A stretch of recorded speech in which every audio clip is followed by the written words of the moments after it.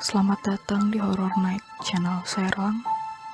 Pastikan bahwa kalian sudah cuci kaki, gosok gigi, dan naik di tempat tidur karena bagi kalian yang penakut, mungkin kalian tidak akan berani lagi ke kamar mandi setelah mendengar cerita-cerita ini. Selamat menikmati dan jangan lupa untuk subscribe channel ini dulu.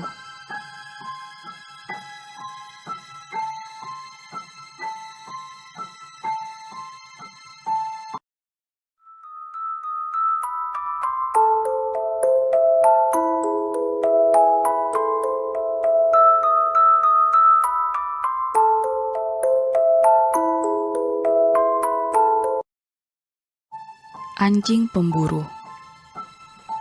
Sore ini seperti biasa aku membawa anjing peliharaanku jalan-jalan di sekitar tempat tinggal kami.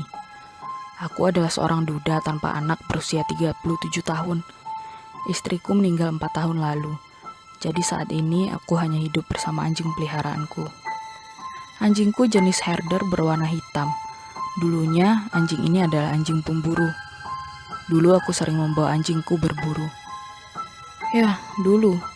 Sebelum aku mengalami kecelakaan hebat 3 tahun lalu hingga kaki kananku harus diamputasi. Sejak saat itu, aku menggunakan sebelah kaki palsu dan harus dibantu tongkat untuk berjalan. Sebagai duda yang hidup sendirian, aku cukup kaya. Aku tinggal di rumah yang cukup besar dengan barang-barang yang bisa disebut mewah. Aku memang sudah hidup nyaman sejak kecil. Kedua orang tuaku termasuk orang yang berada. Namun akhir-akhir ini, lingkungan kami sering diresahkan oleh aksi perampokan. Meski tidak ada korban jiwa, namun beberapa rumah di lingkunganku pernah dibobol dan barang-barang berharga kami dicuri. Sampai saat ini pencurinya belum tertangkap. Aku memang tinggal di kawasan perumahan yang cukup mahal, jadi yang tinggal di sini umumnya orang-orang kaya. Rumahku adalah yang paling besar di lingkungan ini. Jika pencuri-pencuri itu masih belum juga tertangkap, tinggal menunggu waktu sampai rumahku dijadikan sasaran berikutnya. Apalagi semua orang tahu bahwa yang tinggal di rumah paling mewah di lingkungan ini adalah seorang lelaki cacat yang tinggal sendirian. Ya, meski tidak mampu pergi bekerja seperti orang pada umumnya, aku menjalankan beberapa bisnis dan bisnisku cukup lancar, jadi aku bisa tetap hidup nyaman.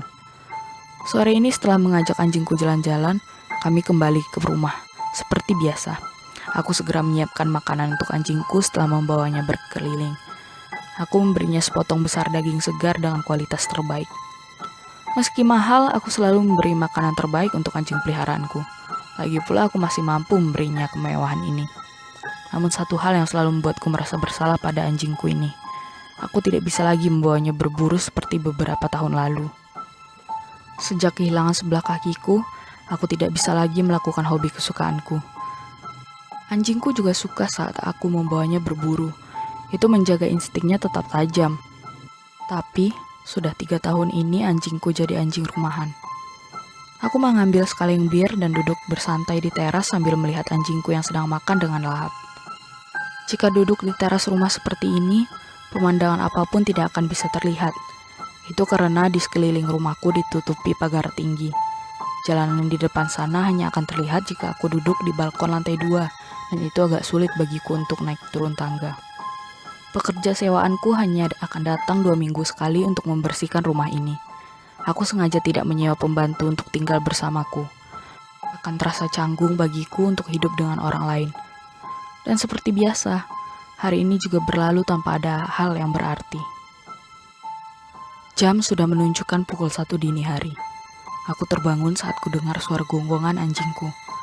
Aku turun dari tempat tidur dan diam-diam mengambil pipa besi di samping tempat tidurku. Aku menyusuri kamarku yang gelap dan mengintip ke balik jendela. Kulihat sesosok bayangan hitam memanjat pagar beton cukup tinggi yang mengelilingi rumahku. Ia lalu meloncat ke bawah dan berjalan melintasi halamanku, sedangkan anjingku terus-terusan menggonggong ke arahnya. Di bawah cahaya bulan yang cukup terang, kulihat sosok itu berjalan perlahan mendekati anjingku yang terus menggonggong. Kenapa susah payah meloncati pagar, pikirku. Padahal aku tidak mengunci pagarnya. Sosoknya mulai tampak saat dia berdiri di bagian halaman yang diterangi cahaya bulan. Sosok itu bertubuh besar ditutupi pakaian serba hitam.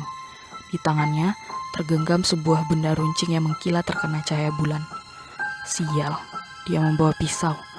Dia pasti pencuri yang diributkan orang-orang di lingkungan ini. Aku bergidik saat dia semakin mendekat pada anjingku yang terikat ke kandangnya. Sosok besar itu berjalan perlahan. Namun itu bukan karena ia ketakutan. Justru dia ingin menakuti anjingku. Dengan tubuh tegap besar itu dan pisau di tangannya, ia pasti berniat melukai anjingku. Anjing itu adalah satu-satunya hartaku yang paling berharga. Aku bergegas keluar kamar dengan langkah pincang. Susah payah aku mencoba melangkah secepat mungkin karena aku tidak sempat mengambil tongkatku. Aku mengambil tombak besi berujung runcing tajam dalam perjalanan menuju keluar. Tombak ini biasa aku pakai saat berburu dulu. Tiba-tiba, suara gonggongan anjingku berhenti. Diam-diam aku mendekat ke arah kandang anjingku. Dan saat aku sudah cukup dekat, di bawah cahaya bulan yang mulai redup tertutup awan, kulihat dari bawah kandang anjingku, ada cairan yang mulai mengalir dari depan kandang. Setelah cahaya bulan kembali terang, cairan yang menggenang itu mulai tampak jelas. Cairan itu berwarna merah tua dan mulai menyebarkan bau yang familiar. Astaga, itu darah. Apa aku sudah terlambat? Aku terduduk lemas. Malam mulai beranjak menuju dini hari. Aku melemparkan beberapa daging segar yang sudah kupotong-potong pada anjingku yang sedang makan dengan lahap di depan kandangnya. Moncongnya yang ditumbuhi bulu hitam lebat sudah tertutupi oleh cairan merah kental berbau amis. Aku sedikit kecewa karena anjing bodoh itu sudah lebih dulu menyerang mangsa yang seharusnya kami habisi bersama. Tapi tak apa, akhirnya aku bisa memberi makanan terbaik untuk anjing pemburuku. Aku tertawa kecil melihat seonggok besar daging berlumur darah yang ada di hadapanku. Bagaimana ya rasanya tubuh itu kupotong-potong dengan pisau miliknya sendiri? Sebentar lagi subuh. Aku harus segera membersihkan semua kekacauan ini sebelum bau amis yang menyengat ini mulai menyebar dan tercium oleh orang-orang yang lewat di depan sana. Ini sudah pencuri ketiga yang masuk rumah ini. Namun tidak satu pun dari mereka yang bisa keluar.